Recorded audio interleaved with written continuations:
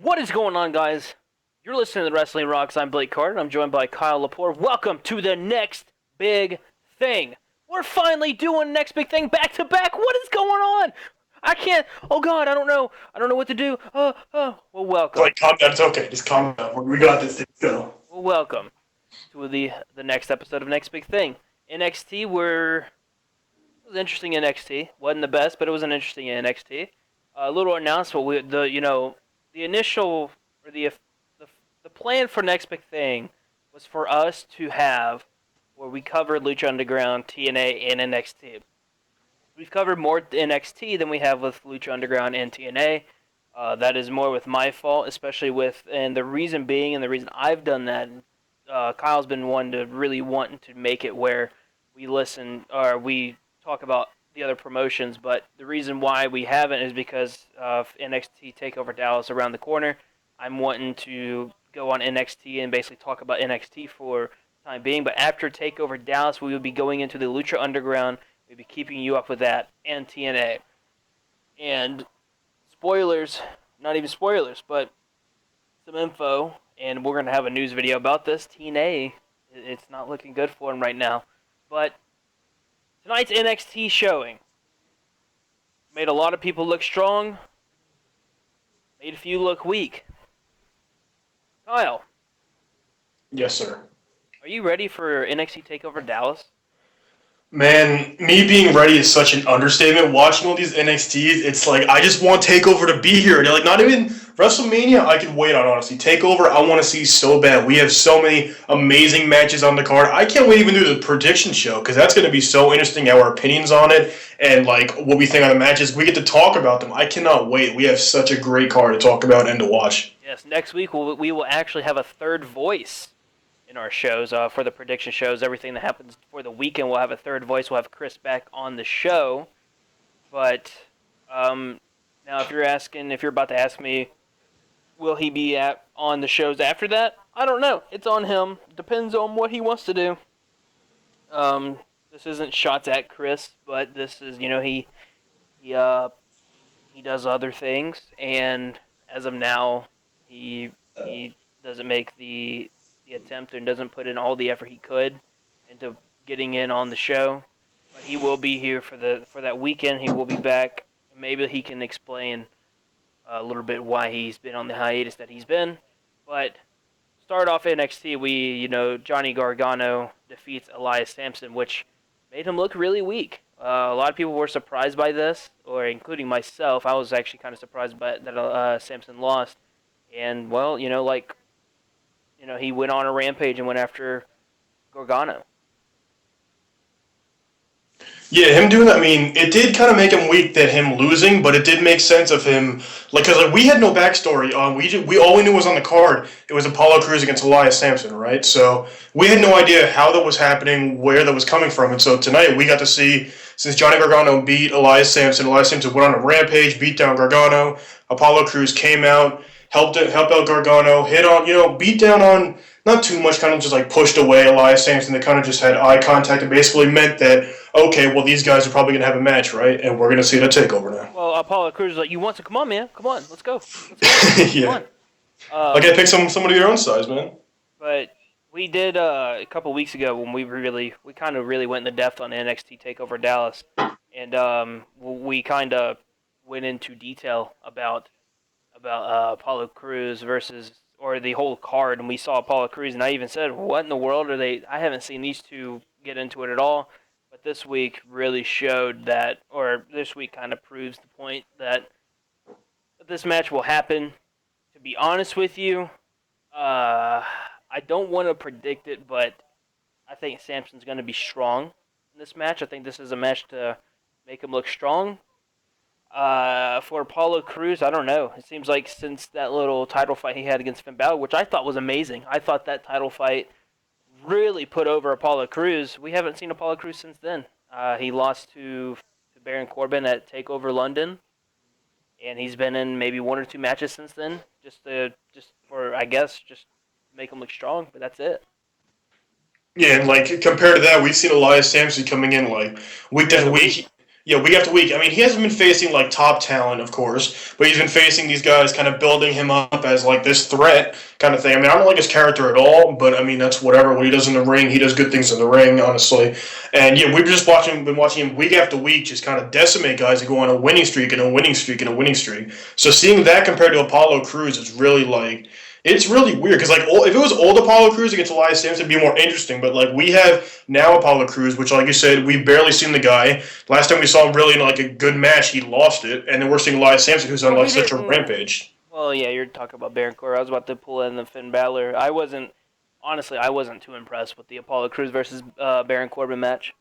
I thought it was a good match. Honestly. I thought It it was was a it pretty was a good match, but to be honest with you, the best match of the night was, and this is like a total curveball. I thought Emma versus Asuka was the best, or the tag team match was the best. Those two matches, in my opinion, were the best two matches of the night.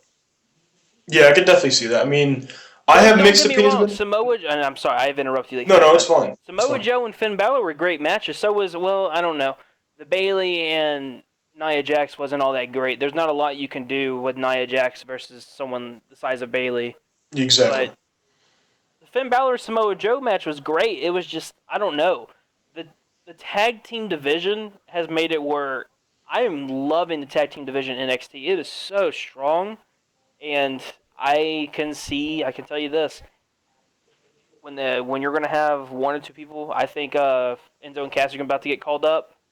It's gonna make that tag team division a lot stronger. But what were you about to say?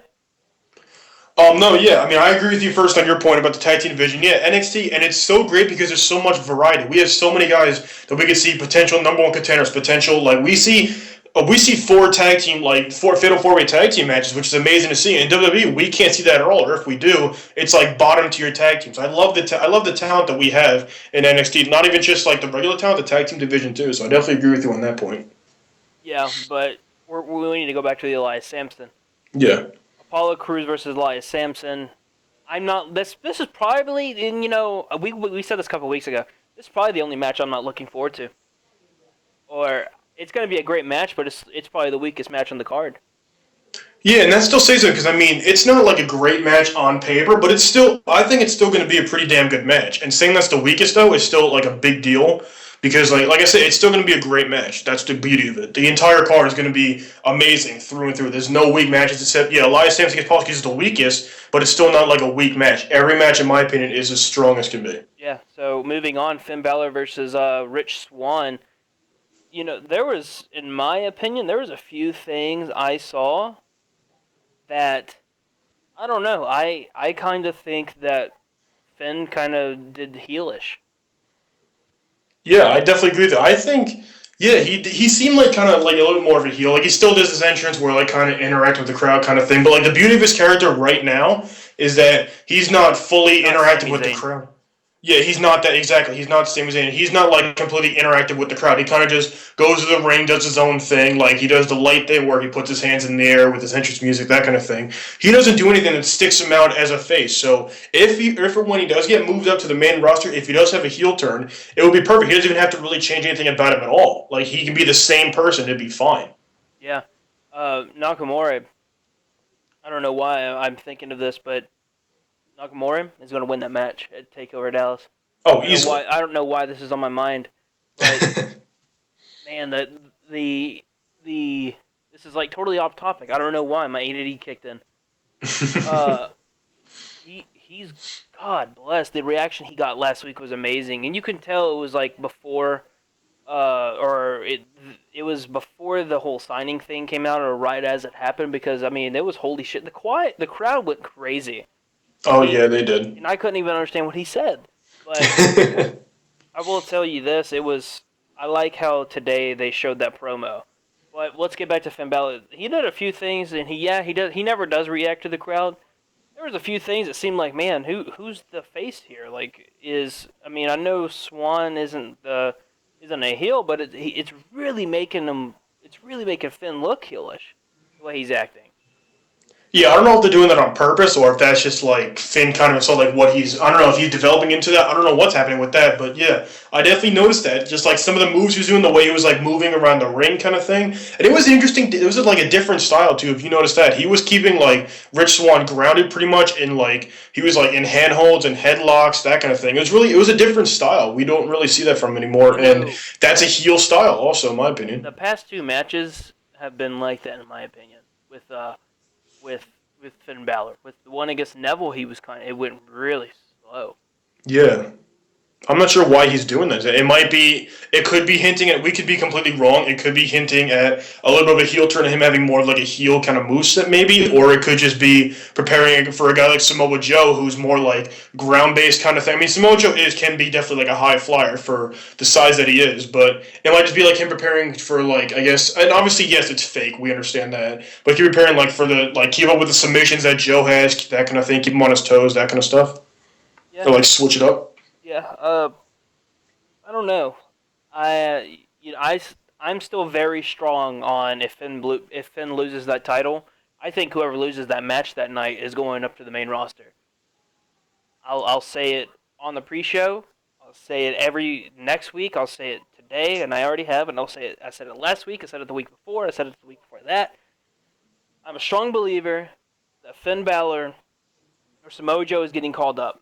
And if Bayley loses her title, I'm a strong believer that she will get called up because Sasha's made it public that she wants her called up. And just imagine the four horsewomen wrestling. Yeah, that I will mean, definitely just be that would like definitely be a great I'm thing. honestly getting chills thinking about it and goosebumps. Yeah, But just think, man, Sasha wins at WrestleMania, right? right. I've beaten everyone. I beat Becky and Charlotte in one night. Bayley's music hits. That's definitely a strong possibility. If they're smart, they will book it like that. Definitely, that will be genius to see. The crowd will go nuts, and it'll be an amazing feud. They already had an amazing feud in NXT. I mean, the match they main evented when they main evented Takeover, that Iron Woman match was amazing. That was like beyond a 5-star match. They could not have done that better if they tried. No. And, one thing I recently rewatched the SummerSlam NXT panel, and one thing Sasha Banks says, and that's great, and I'm so glad that someone like her has a mentality like this. She says two things that really, really caught me, and I know this isn't about this week's NXT, but this is next big thing. We talk nothing but NXT and everything around NXT. And she said, you know, when she first got there, they told her to wrestle like a diva and she got really upset about that. Wrestle like a diva because she said, and I quote, everything she knew about a diva was the bra and panty matches and stuff like that. She wanted to go in there and wrestle like the guys. And her, Charlotte, Becky Lynch, and Bayley have shown that and proven that they can. And they've started the Divas Revolution. Yeah. Paige does get some credit for that for some reason. And for God's sake, I don't understand why the fuck the Bellas and like Nikki Bella and all them say that they're in it as well. It has nothing to do with them, but they have really started and they're making the Divas Revolution happen. I think we can see with all four of them a main event women's championship.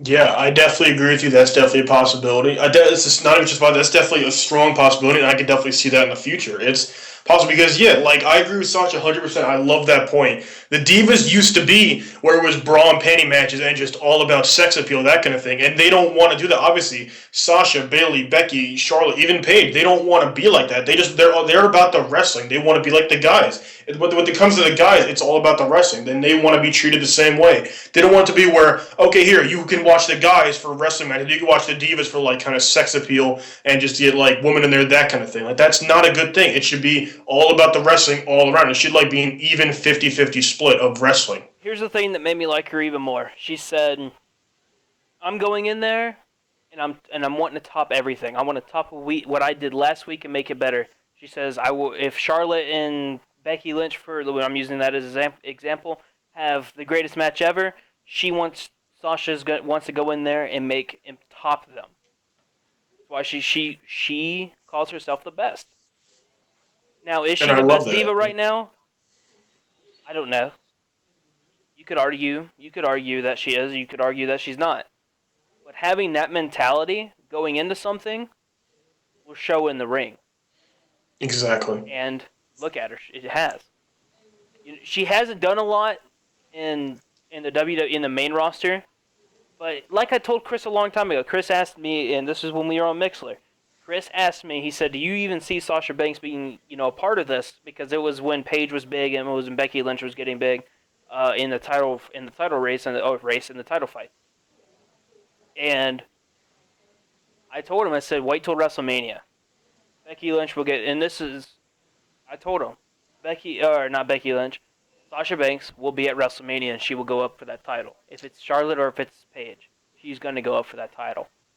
Sure enough, where are we at? We're at WrestleMania. Yes, it's not a one-on-one, which I would honestly rather see a one-on-one between Charlotte and Sasha Banks, but she's there. So, let's move on though from this. Alexa Bliss versus Sarah Dobson. And to be honest, I don't know why I put it on that, but to be honest with you, I don't I don't know. This match was sloppy. It was to basically make Alexa Bliss look strong because she hasn't been on television in a while in a match. But there was one move she did off the top turnbuckle. This is Sarah Dobson, and instead of going body to body, she went knee to the face, and it looked like it popped Alexa Bliss. And from the reaction, and this could be Alexa Bliss being heel, and if it is her being heel, kudos to her. Kudos to her. But Alexa Bliss, it looked like she popped her in the face. It looked like she stuck her. Yeah, I mean, it was a decent match, but yeah, you're right. There were definitely a few, sloppy moves, and that being one of them. I don't know if, like you said, I don't know if that was real or if that was fake, but that definitely, that looked like it was definitely a rough move. And, I mean, I'm honestly hoping that it was just Alexa, playing it off and being a heel kind of thing, because definitely, like you said, props to her. I'm hoping it's not, something more serious, but it definitely could be, because, I mean, it happens when you bring in this new talent, though. Most of them, okay, they bring them in from, if they're good enough, they train them in, performance center, that kind of thing. But, there's always possibility of that new talent, mainly that kind of stuff happening. Yeah, I don't know. There was, a little red mark under her nose. I didn't know if it was blood or if it was just from the knee, but it looked like she got hit in the knee hard, or hit in the nose hard, or in that general area. But, I like Alexa Bliss. Here's the thing. If you watch Breaking Ground, her character, she looks scared to death. Her actual self, she looks like such a little, I don't want to say cutie because she's older than me, but she just looks like a totally nice person. But when she gets in the ring, it's her character pops out, and you're just like, oh my god. Yeah, that's great. Her old character used to be like a princess. She came out in a tutu, that kind of thing. I don't know what the hell that was, but I definitely love what she's doing now. Yeah, I definitely agree that she's definitely way better as a heel. And the only thing I don't like about her is her coming out with Blake and Murphy. It could just be me. I just hate those guys so much. I think she'd do better on her own as a heel, but whatever. I mean, we also haven't seen too many tag teams that have that diva come out with them, that kind of thing. So I mean, I do understand that if that's what they're going for. Well, the last tag team you could say was Kid and Cesaro and Kid. They had Natalya go out with him. Yeah, Enzo and Cass, that kind of thing. But we don't see that often at all. No, and that's another thing I'm confused about with Enzo and Cass. Is if they get called up, is Carmella going with them? Because Carmella she hasn't been called up with the main roster. I mean, I could see her just going out with them and then still being on the NXT roster, because I don't think there's no way she'll be moved up onto the roster to wrestle. She'll be moved up maybe just to be go out with them, that kind of thing, and be there in their corner. I cannot see her being able to wrestle yet. She definitely needs time to hone her craft, get better, that kind of thing before she gets moved up. In my opinion, until you've held the belt, whatever belt or division you're in, the tag team division, the men's division, or the women's division. I think you shouldn't be allowed to get moved up unless you're able to prove yourself with a belt. Yeah, that's my philosophy too. I definitely agree with that. I would even say in a title match, need to be at least in a title match. But Carmella, that title match was just a filler. That's all it was. Filler, but it was something to keep the fans interested at the time because Takeover Dallas was still very, like up in the sky about what was going on in the card. But Hmm. I don't know. I would. They've done it before without her, but that's a lot on her. That is a lot on her to do tapings at the, in Orlando with NXT, and then to week, and depending on house shows going on the main roster. That is a lot on a person. Yeah, it really is. Because like I can imagine, like when Kevin Owens did it, it had to be taxing. I mean, yes, it is pre-recorded. We all know this on NXT, but it's still got to Yeah, be pretty Bull Dempsey's taxing still on on the you. roster. Yeah, exactly. We're even seeing a match next week, which we'll touch on a little bit. But yeah, it definitely was taxing on Kevin Owens, I'd imagine. And I don't know what they would do with Carmella because like there's definitely been a lot of rumors of Enzo Cass being moved up, and if they do get moved up, I don't know if Carmella will be like a wrestler yet. I don't know if they'll just have her just out there with her. I can't see them coming out though without Carmella. There's no way I can see that happening on the main roster. Well, I can't see it happening. speaking of Bull Dempsey was supposed to have a match, but he got attacked by Samoa Joe. The whole purpose of this was to make Samoa Joe look strong. Samoa Joe will have a match next week, which will make him even look stronger. So Bull Dempsey's not on the roster. He got released a month or two ago.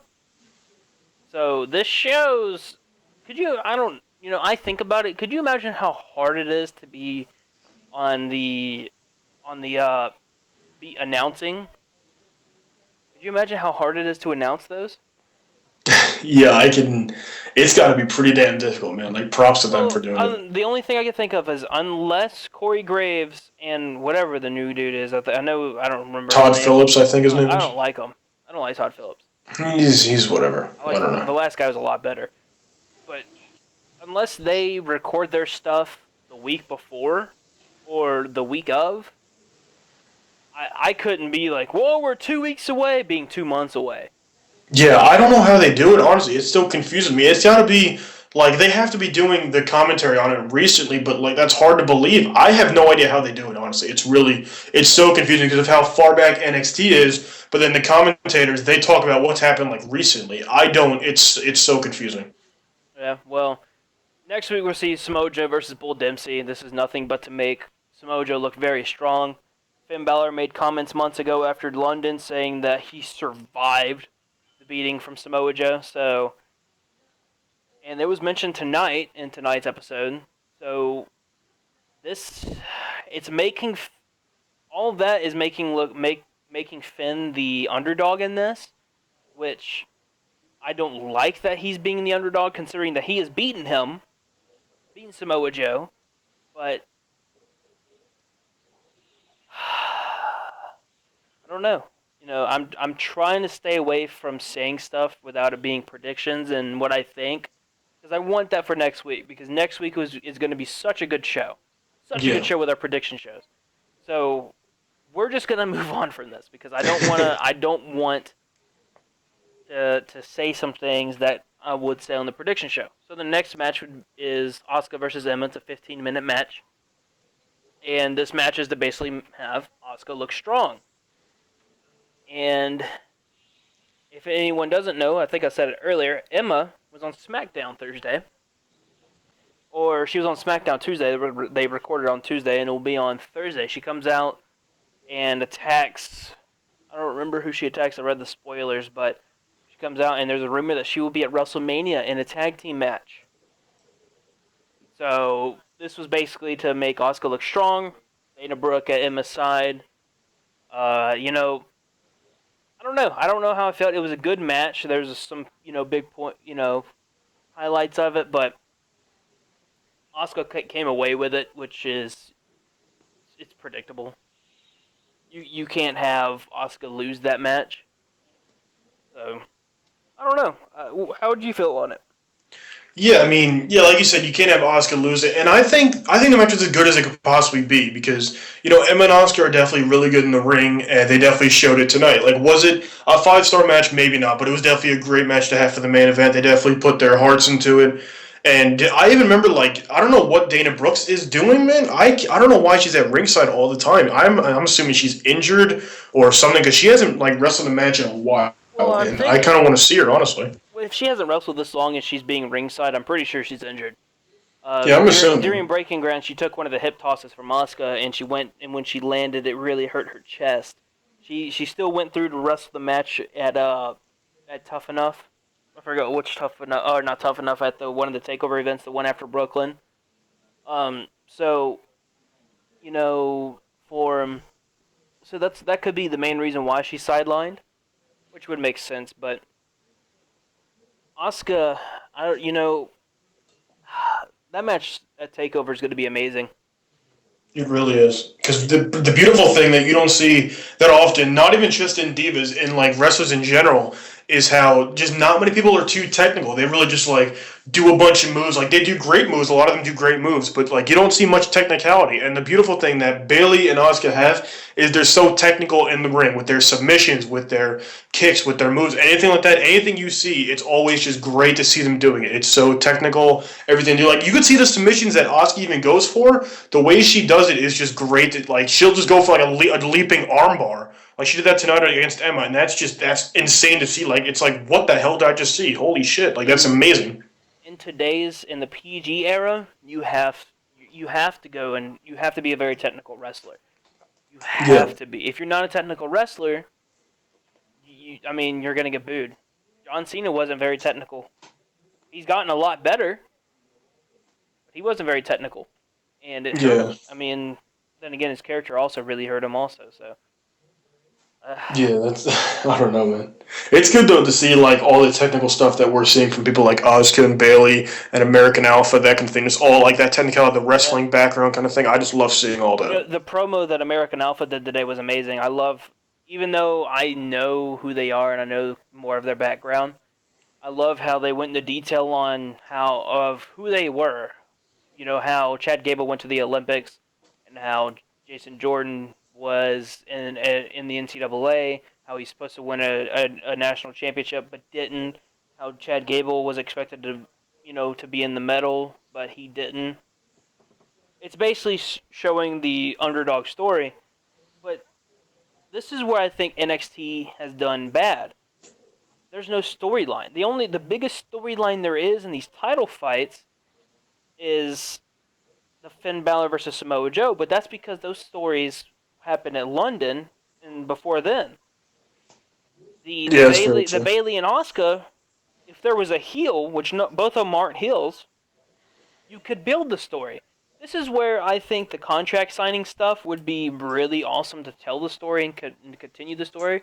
I remember one promo that Samoa Joe did, and it was him outside of a building, and he says William Regal asked me not to be here, not because I'll get in trouble, but to keep Finn Balor safe. I was like, damn, that was good. Yeah, dude. I remember that watching that too. Samoa Joe's always been great at stuff like that. But yeah, it's like you're right. There's really like no rivalries at all. It's kind of just like okay, we have this person against this person, or this team against this team, and it's like okay, like there's the match. Like there's no story really behind it. There's no feud behind it. I mean, there is still like a little bit of time until then. They have There's very little bit. next week's the go home show. Yeah, next week's to go home show. So maybe they'll do something on there, but yeah, there's really like I mean, okay, in some of the matches, yes, you have like Austin Aries and Baron Corbin, they have a feud there. Apollo Crews and Elias Sampson, they have a little bit, a tiny bit of a thing there, a little bit, not too much. Out, What are you gonna say? out of all the matches, Austin Aries versus Baron Corbin has the biggest story. Yeah, and the biggest story of it is just Baron Corbin hitting Aries from behind. Yeah. Like that's the biggest story. An eye for an eye. Yeah, like Shinsuke Nakamura and Sami Zayn really is just like Shinsuke looking for like Sami Zayn wanting a match at Takeover and Nakamura making his debut. Like there's really no rivalries. I mean, it's not a huge deal. I would rather see rivalries and feuds, but I mean the match is still great. That's all that matters. Yeah, I was just about to say, you wanna know the beauty of it? What? The fact is we're still excited, Yep. and the matches are still gonna be amazing as if there was a feud. Yeah, That's exactly. how good NXT is. They don't have to have a story to do this. Yes, I'm not happy with that there isn't a story and that I can't go into this knowing okay, well this he was attacked here, he was attacked here, she was attacked. They've been saying this about each other. But no, we have great matches with Bailey versus Asuka, Finn Balor Yeah. versus Samoa Joe, Nakamura versus versus Sami Zayn, which Sami Zayn's gonna have a busy weekend ahead of him. He's wrestling Friday at Takeover, and he's wrestling at WrestleMania. Lucky him, man. So That's a lucky kid. then you have Apollo Crews versus Eric. I almost said one of my high school one I know from high school versus Elias Sampson, which is gonna be good. Mm-hmm. Austin Aries versus Baron Corbin. I mean, just all of these are going to be amazing. All of them. Yeah, exactly. And like you said, the biggest thing is that they don't have really rivalries or stories behind them, but they're still going to be amazing matches. And then we have, like, at WrestleMania, we have Roman Reigns against Triple H, and they've been building the story for months, for a long-ass time. And it's still, like, we're still not that excited to see it. Like, that's the biggest difference. It's more than likely not even going to main event the show. Exactly, it's more like not even going to main event it. Where like we can compare that to even a match like Shinsuke Nakamura and Sami Zayn, where there's no storyline, but it's going to be one of the best matches of the night, if not the best match of the night. Yeah, and then you have American Alpha versus the Revival, Dash and Dawson. There's literally no story behind it, but Dash and Dawson are very technical tag team wrestlers. So is Gable and Jordan. So that is going to be, oh man, that's going to be an amazing match. Yeah, man, I just cannot wait for TakeOver. I just want it to be here already. Right? Oh man, I cannot wait. I try not to think about all of it because it's a week away. So I can't. Just thinking about it, man. Yeah, man, I can't wait. Like I'm shaking, wanting it, man. I'm so excited. It's just going to be such an amazing show. I wonder if we'll see Bayley next week. I would hope so, honestly. I would say what they should definitely do is have some kind of contract signing between. It's got to be. They got to have a contract signing. There's got to be something. I know you can't like, have you can't do the contract signing between Samoa Joe and Finn Balor. Samoa Joe is wrestling. Yeah. They're not going to do a contract signing for the women's championship. I just don't see it. The only contract signing that could happen is a tag team one, but that's not going to happen because it's being the tag team championship. Yeah. I mean, I don't know. I don't know. I would just like to see it would help build some one of the feuds at least. What are your final thoughts? We're gonna get on our final thoughts. What would you give NXT tonight? Well, I would give tonight. I mean, I'm judging based on the matches and kind of building up people. I'd give it a 5. Honestly, I'd give it a 5. It was. It's kind of in the middle. I'd give it a hard 6. Yeah, it was really it wasn't a great show, which it wasn't really meant to be. It was meant to give pushes to people like Asuka, to people like Joe, people like Finn Balor. Make people stronger. Yeah, that's all it was, and that's fine. That's okay. That's definitely fine to see. It's not a bad show at all. It's in the middle. It's not a great show. It's not a bad show. It was a good show. That's all that matters. Oh, big mess up. Or I could be wrong, but saw the mess up with Alexa Bliss and Sarah. Yeah, that was interesting. But before we do go, as always, follow us on social media, on our social media pages on twitter.com/Wrestling Rocks, facebook.com. Just go on and search Wrestling Rocks for the site of Geek. Be sure, if you are enjoying what you are listening to hit that like button. If you want to hear more, don't miss a show. Hit that subscribe button. Monday nights, there's the Monday Night Review. Thursday, today, is the next big thing. Next week is going to be very busy for us. We have the Monday Night Review Go Home Show, the next big thing, or the NXT Go Home Show, and we'll have NXT that day. Kyle is coming down. We might not have next big thing next week because of Kyle traveling down here. We more likely will, though. Kyle will be down here with me. We have the TakeOver pre-show, TakeOver after show, and the predictions, WrestleMania, Hall of Fame. So much content coming. But until next time, I'm Blake Carter. For Kyle Lepore,